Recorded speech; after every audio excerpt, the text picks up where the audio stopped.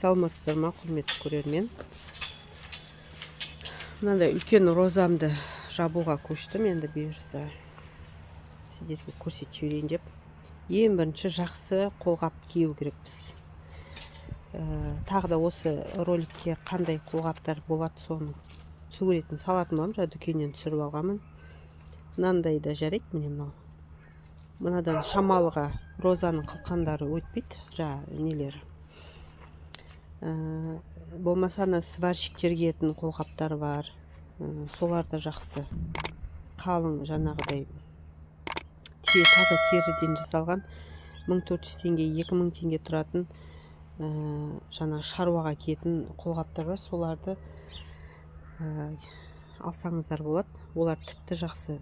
Олардан тіпті өтпейді. Мынадан шамалы болса да кейде өтіп кетеді. Соны алдым. Енді одан кейінгі керегі жіп. Мысалға, мал ұстайтын кісілер болса, төктің жібін жинап қойсаңыздар, сол жақсы.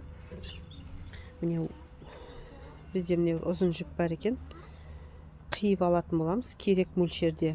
Және қайшы. Негізі, егерде розаларыңыз ауырып тұрса, оны жақсылап обработка жасаймыз. Мысалға, кейбір жаңағы ауруға керек препараттар, кейбіреулері жаңағы жапырақ тастағаннан кейін себетін препараттар бар. Ондайларды алмаймыз. Өйткені біз мына оңтүстіктің, яғни жылы аймақтың розалары жапырақтарын тастамайды. Мына бұйырса келесі жылы көктемде түсетін алар. Мен осылай жапырағымен жабам. Көбісі негізі мына ерінбей жапырағын бәрін жұлады. Оған енді уақыт жоқ, мына бәрін қайдан. Бірақ көп орыс блогерлер барлығын жұлатқан, ерінбейді олар. Тап-таза алып жібереді қысқа. Сол себепті жаңағыдай Топаз, Максим, Скор, тағы да басқа да жақсы жаңағыдай ешқандай зиян келтірмейтін препараттар бар ауруларға, розалардың ауруларына. Егер сондай препараттар сататын жерлерге барып сұрасаңыз, ішінде қыздар кәдімгі сыртын оқып тұрып сізге жаңағыдай өздерінің ұсынатын нелерін, препараттарын ұсынады. Болмаса, егер ауырып тұрса, тақа болмаса, хотя бы железный купорузбен, медный купорузбен да жасап жатады. Көбіне күзде медный купороз қолданып жатады. Кейбір кісілер, кейбіреулері железный купороз қолданатын бар. Мен мысалға, мына талдарым міне сарғайып келе жатыр. Жапырақтарын ертең тастаса, менде железный купороз бар. Соны 300 грамын 10 литр суға езіп, обработка жасайтын болам. Бірақ розаларым ешқайсы да шүкір ауырған жоқ. Тек бізде ең проблемный нәрсе паутинный клещ деген менің ауламда енді көп, өте көп. Менің өсімдіктерім сол паутинный клещтен зардап шегеді негізі. Зардап шекпейтін розам тек қана мына Флорентинам шар, және мыналар көп не алған жоқ. Көбіне мынандай матовый жапырақ, яғни жылтырамайтын жапырақтар көбіне зардап шегетін осындай матовый жапырақтар. Енді іске кірсек, бұйырса өзіме керек ұзындықта 2 қабат қылып не қылып алам. Ал егерде төктің жібі болса, төктің жібін бір-біріне байластырамыз екеуін. Сол екеу, үшеу енді розаңыздың қалыңдығына қарайсыз. Бұрындары розаларды жабуға ешқандай жүрексінбейтінмін. Биыл шамалы жүрексініп тұрмын. Мына пердерансардың несі өте қалың. 5 сантиметр, 4 сантиметр бар сияқты. Менде енді міне Флорентина еді ғой, ең қалыңы. Бірақ ол да ондай емес. Мысалы 6 жылдық қой мынау. Бірақ ондай емес. Мынау жаңа пердерансар менде 2 жыл тек қана. Соның өзі кәдімгідей Флорентинаның 2-3 бұтағындай. Бірақ енді жататын шығар, иілетін шығар деп ойлаймын. Енді қалай істейміз? Мысалға, менде мына жерде бір ряд ұзыннан бәрі де плетистый роза. Бірінші міне бір кішкентайымды қазір байлап қойдым ғой кеше мына жерден клематис алған кезде. Енді осыны қазір үстінен таспен бастыра тұрам, және міне бір нені қиып тастаймын түбінен, мынау ромашка. Кешегіде осы клематисті көбейту жайында бір нәрсені ескермей кетіппін айтуға. Егерде клематисті көбейткіңіз келсе, міне ектіңіз дейікші, ектіңіз клематис, енді мынандай сабағы бар ғой, соны егерде болашақта басқа жерге қазып алғыңыз келетін болса, оны мына тамырдан мен құсап мына жақын екпей, мен мысалы мына жерге еге салдым да, жақын екпей мына әр керектен егіңіз, сонда қазып алуға жақсы болады. Мына әр қайсынан бір клематис шығады негізі. Егер бұлай ұзын егетін болсан, болашақты қазып алып, керек жерге иге қоясыз. Сол нәрсені дұрыс айтпаппын, енді кешірерсіздер. Кейде ұмытып кетіп жатамын. Осылай, енді қараңыздар, мына розамды, қазір кішкентай розамды бастырам. Оның үстіне мына розаннан бар, одан кейін энессастр бар. Бірінші розаннаны жатқызатын боламын, оның үстіне энессастрды жатқызатын боламын бұйырса. Одан кейін үстіне мына розариум ютурзинді жатқызам. Одан кейін мынаның үстіне розариум ютурзиннің үстіне мына пердерансарды сөйтіп бірінің үстіне жатқызатын боламын да, ең соңынан мына плетистый розамды былайынан жатқызатын боламын. Енді қарайсыздар, өздеріңіздің ыңғайларыңызға қарай. Розаларыңыз жаңағы материалдарыңызға жаңағыдай не болсын деп, көп кетпеу үшін, осы арып кетпеу үшін бірін үстіне бірін сөйтіп жатқызуға болады. Бізде бүгін күн жаңбырлы, бірақ өте тыныш, жақсы, күшті болып тұр. Бүркіп анда-санда жауып тұр. Енді осы тыныш күндерді пайдаланып жатқызып қоюым керек, жайлап, сосын каркасын көрсететін боламын, қандай каркастар пайдаланатынымды. Бірінші мына розаның белінен байлап алатын боламыз. Барлық бұтақтарын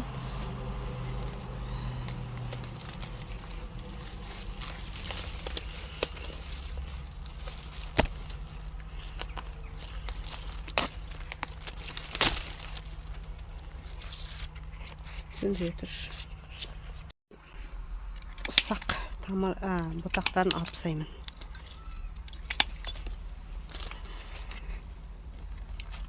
Қажет емес. Енді осыны былай бел ортасынан мына жібімізді, екі қабат чуг жібімізді, әркім әртүрлі жіпті пайдаланады енді. Бізде бары осы болғасын, енді осыны пайдаланамыз.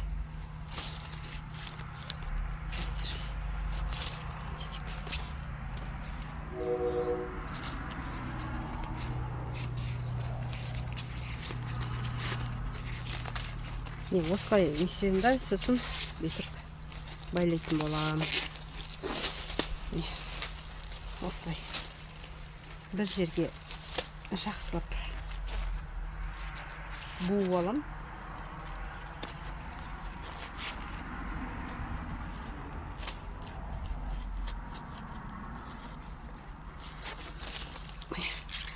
Енді осыны жайлап мына қарай иетін боламыз. Сразу имеймін, жайлап осылай басып отырып ию керек.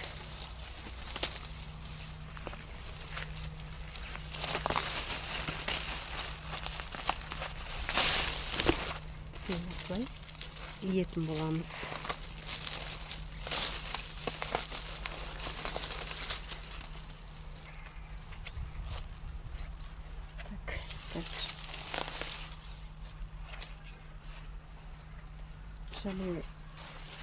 Енді екінші жерінен байлаймыз. Егер розаның жаңа сабағы өте қалың, бұтағы қалың болып иілмей тұрса, жайлап иеміз оларды. Қазір күн жылы иілет бұлар. Егер күн қатты мұздап кетсе, бойындағы соқтары қатып қалады да, иілуге қиындау болады. Сол себепті. Енді қараңыздар, міне идім. Енді осыны артық жібі бар ғой, міне. Артық жібі. Осыны міне кепішіне алам да, мына жаңа розаны жапқызып қойғам үстіне. Осыған байлаймын, мынау груз болады бізге. Кейде енді 2 кірпіш керек болуы мүмкін. Бұл кезде екінші кірпішті алам да, тек осы байлаған жібінің үстіне қоя қоям. Сонда қараңыздар қандай болды. Міне жатты осылай. Осы биіктік маған болады. Егер одан да кішірейтем десе, тағы да иісек, тағы да иілет бұлар. Енді қазір осының үстіне мынаны жатқызатын ба, оны да түсіріп жіберейік. Міне құрметті көрермен, инесасырыне астынан буып алдым. Енді міне үстінен де будым. Түктің жібін пайдаланам енді. Қиылап қалады деп қорықпаңыздар енді. Кейде енді болуы мүмкін.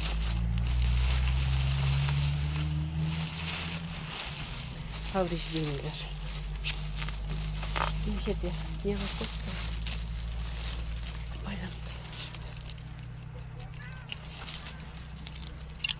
Енді бисмилля деп осыны жатқызамыз.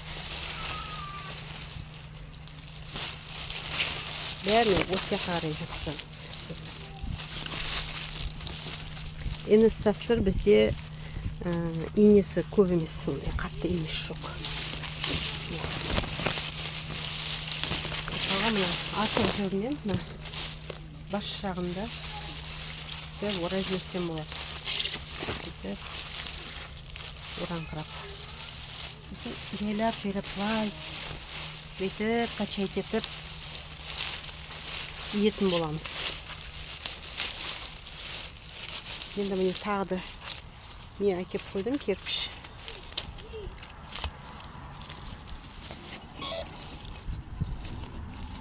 Осылай жайлап. Енді осылай байлаған жібімді байлаған жоқ, мына тек кірпішке орадым да, үстіне кірпіш қоя салдым. Осылай бірін үстіне бірін жатқызатын боламыз. Мынандай қысқаларын бүйтіп арасына салып жібереміз. Осылай. Мыналарда бұса нелердің астында кететін болады, жаңа ағаштардың астында. Осылай енді бұйырса, мына келесі розаны жатқызамыз. Осылай тек үстіне, бірін үстіне жатқыза беретін боламыз. Қазір болғаннан кейін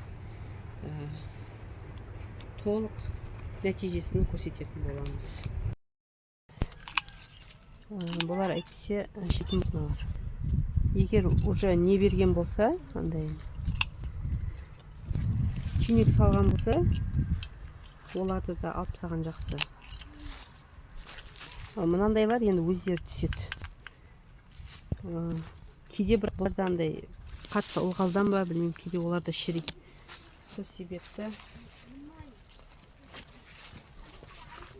мынандай қалып қойған розаларды алып тастаймыз. Шірейді айту.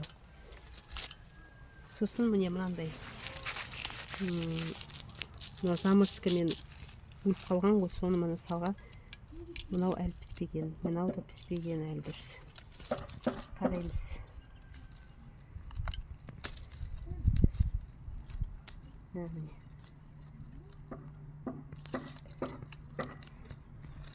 Мына жерге дейін жақсы піскен екен, үш жерге дейін кесетін боламыз. Піскен кезде мынау тырс еті өзі сынады не. Ал піспеген нәрсе осылай иіліп тұрады. Міне мынандай иіліп тұрады. Піспеген. Оны қалдырмаймыз.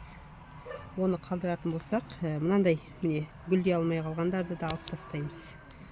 Жалпы уже бутон салдыма сабақтың піскенін білдіреді. Міне қараңыздар. Мынада жерден. Міне бутонның міне бутонның астынан алған дүріскен сабақ піскен. Осылай бутондарды алып тастаймыз. Піспеген мынандай қызарып тұрғандарды да алып тастаймыз, керек емес бізге. Где-то мына жерден алып тастаңыздар. Аямай алып тастаңыздар, өйткені піспеген жапырақ ол деген өзінің үскенімен қоймай, басқаларында үсір жібереді. Осыға. Мынау нормально, уже піскен. Өйткені ешқандай қызыл не жоқ.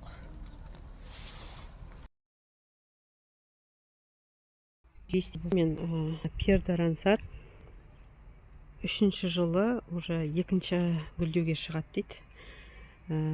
Былтыр 1-ші жыл болды, ол кезде гүлдеген жоқ, өсті тек. Биыл 2-ші жыл міне өте биікке өсті. 2,5 метр бар сияқты, одан да көп сияқты да тіпті.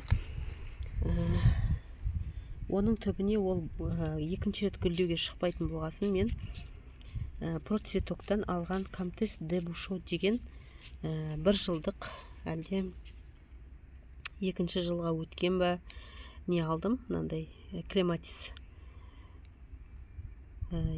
Осыны еккен едім гашокқа. Содан жаз айында осы 2-ші гүлдеуге шықпағасын, оның гүлдеуін жаңағыдай көрсетпеу үшін бізде мына жерде бөрене бар, ұстаған өрмелеп өссін деп мына клематисті ектім аяғына. Енді күз болды, қараңыздар міне. Мына жас шыбығы кішкентай қатайып, мына қоңыр ағашқа айналған. Мына 2 жерден 2 почка шығады. Енді не істейміз? Осыны бүйтіп аламын да, өзіме керек жағына бүйтіп міне осылай көме қоям. Ешқандай да істеп жатпаймын. Розалармен ары қарай жаңағы қыстайтын болады, бір жабудың астында. Жаңағы оның үстіне оны сәл ғана көмген болатынмын. О жерден де қаншама почкілер шығады, және жаңағыдан 2 жерден, жаңа тағы да 2 жерден 4 почка шығады. Сонда клематис қалыңдайтын болады. Осыны да жолшыбай көріп қалып түсіндіре кетейін дедім. Жалпы 1 рет қана гүлдейтін розаларыңыз болса, ол жердің гүлдеуін тоқтатпау үшін осындай клематистермен ауыстырып отырсаңыздар болады. Клематистер өздеріңіз білесіздер, июнь айының аяғынан бастап гүлдейтін болады. Олар өткен мына жерден көтеріліп күш алғаншаға дейін, оған дейін розалар 1-ші гүлдеулерін аяқтап жататын болады. Сол кезде олар розалар 2-ші гүлдеуге дайындалып жатқанда олар гүлдей бастайды. Сондай нәрсемен ұтуға болады. Сонда аулаңыз әр уақытта гүлдеп тұратын болады. Мен әлі жалғасудамын. Міне розариум отырғызында жатқызып қойдым. Енді мына пердарансарға келдім.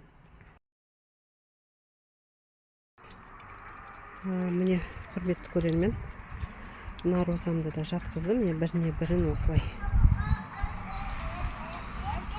Мына жердегі розалар менді әкше оның біреуін алып тастайтын болғандықтан қазір қалдырдым. Ең соңынан о жерде симпатия қалатын болады.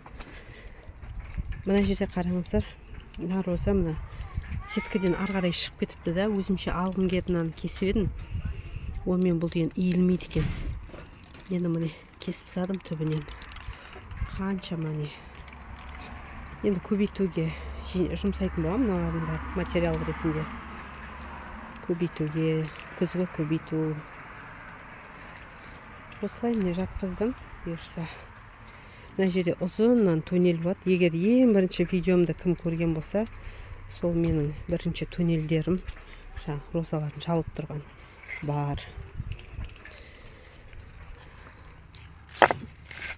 Егер оңтүстік өңірлер болса, сіз егер бірінші рет роза егіп жатқан болсаңыздар, оңтүстік аймақтар жаппайды розаларын. Олар тіпті қимаңыздар, өйткені қыс кезінде кейде қатты ауа райы салқындап кеткен күндері өліп қалады. Көктемде әбден корректирующий жаңағы обрезка дейді, яғни барлығын толықтай сізге керегін алып қалып керек емесін қиятын боласыздар. Көбіне оңтүстіктер менің білуімше мына розаның түбін құрғақ топырақпен где-то бір 15-20 сантиметрге көміп қояды. Басқа ештеме істемейтін сияқты ол жақтар. Өйткені оңтүстіктің блогерлерін көрем, сол себепті. Ал мына клематисім қыс бойы осылай тұрады.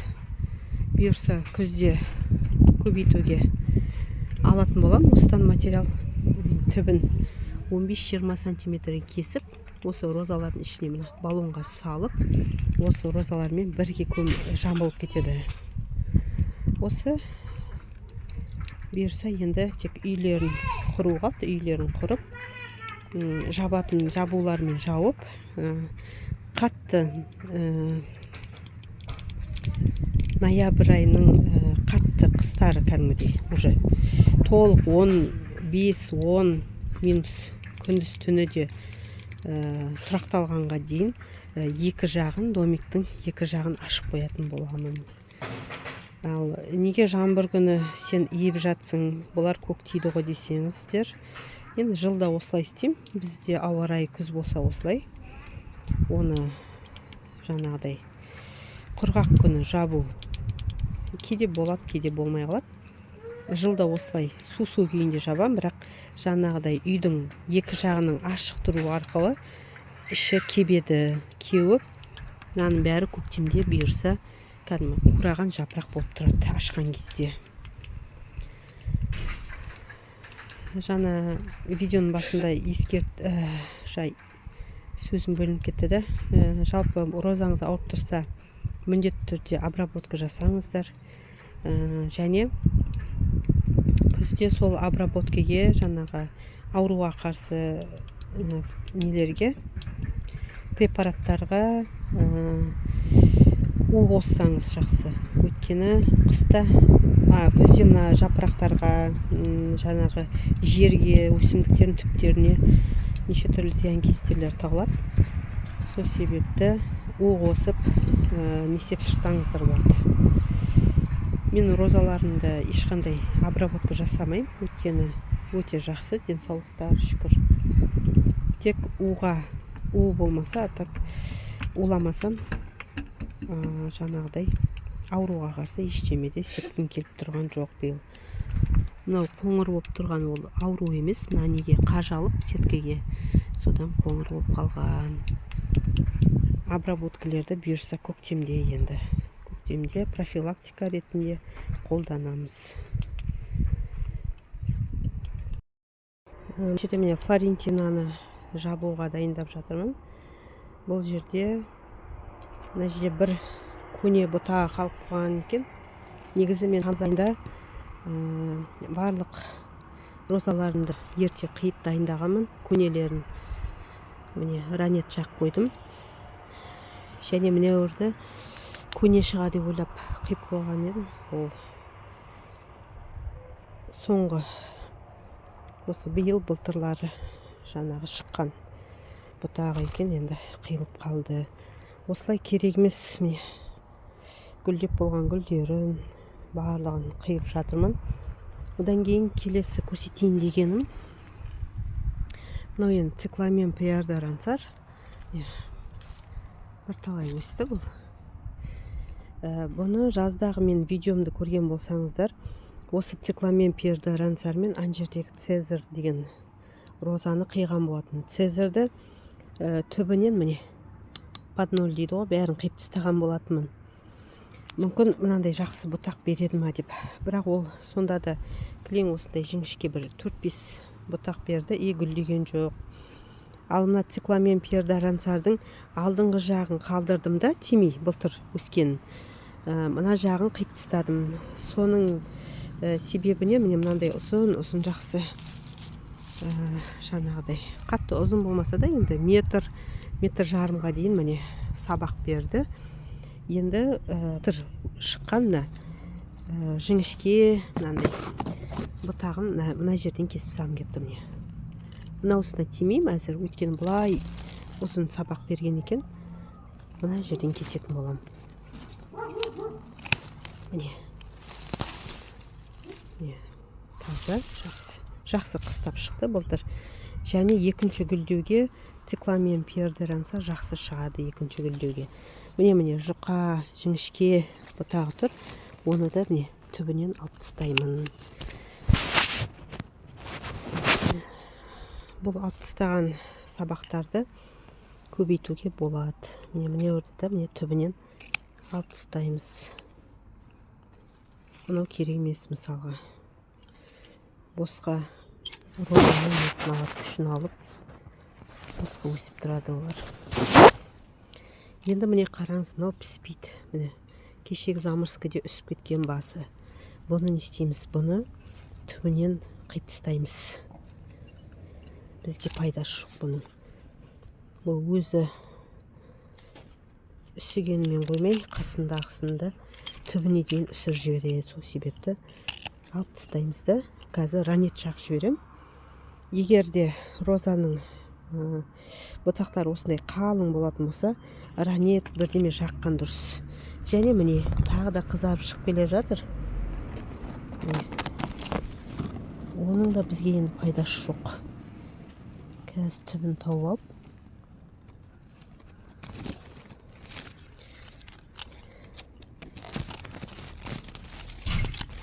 кесіп тастадым. Осылай кесіп тастаймыз. Мұның сабағы пісті міне. Қызғылт болғанмен осымен тоқтады дейді. Тоқтап тұр. Ешқандай өсу процесі жоқ. Мынада шамалы бар. Олардан да алмайды. Осылай біртіндеп жауып жатырмын.